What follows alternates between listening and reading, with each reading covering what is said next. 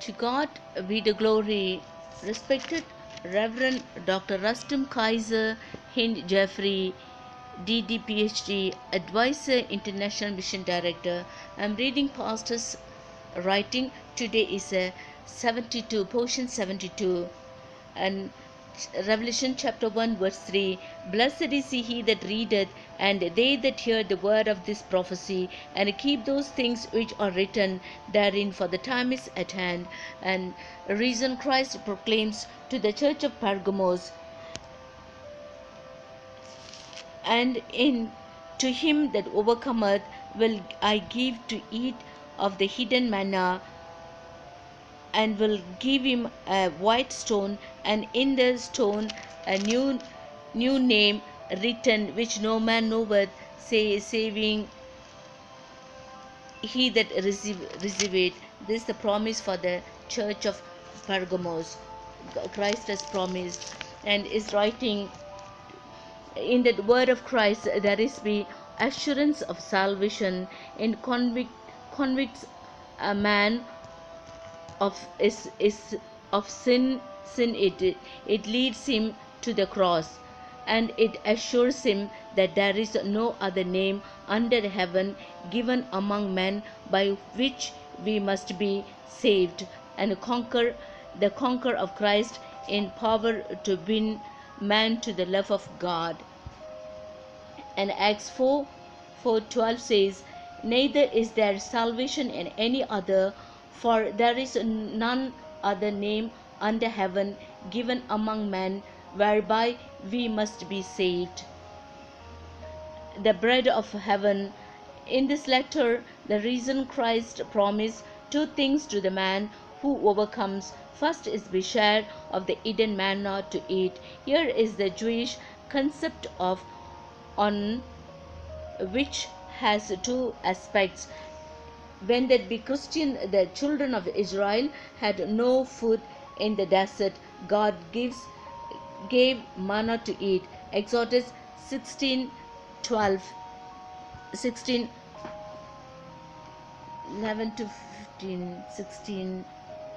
And I have heard that murmuring of the children of Israel, speak unto them, saying, at even ye shall eat flesh, and in the morning ye shall be filled with bread, and he shall know that I am the Lord your God. When the children of Israel had no food in desert, when the need of the manna passed, that the memory did not, a pot of manna was put into the ark and laid before God in the Holy of Holies, in the tabernacle of the temple. Hebrew. Early in the 6th century before Christ, the temple which Solomon had built was be destroyed, and that the rabbis had been legended.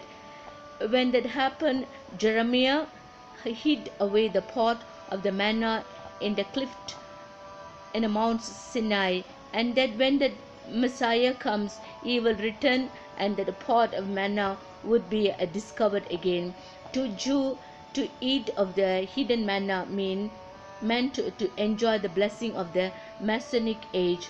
To the Christian, it meant to enter into the blessedness of the new world which would emerge when the kingdom comes.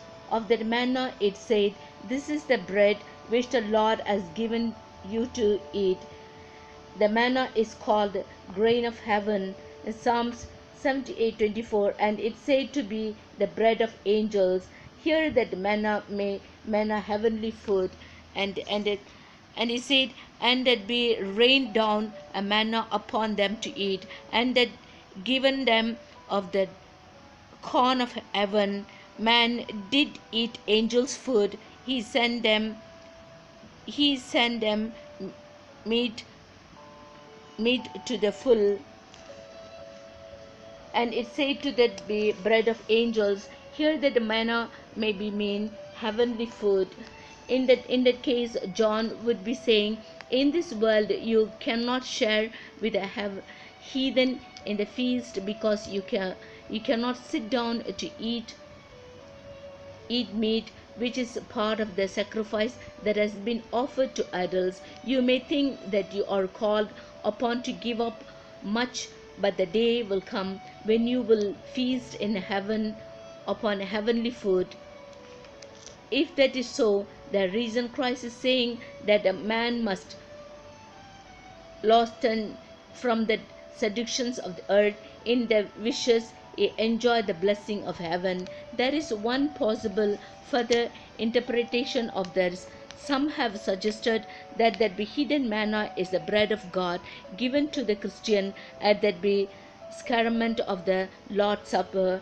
John tells us that when the Jews said to him that their father had eaten manna in the wilderness, so receiving bread, and Jesus said, I am the bread of life. John 6:31-35. If a hidden manna and the bread of life are the same, the hidden manna, it's not only the bread of the sacrament, but stands for nothing less than life Christ, the bread of life. And this is the promise that to him who is faithful, Christ will give him hidden manna. And thank you very much. May God bless you all richly. Amen.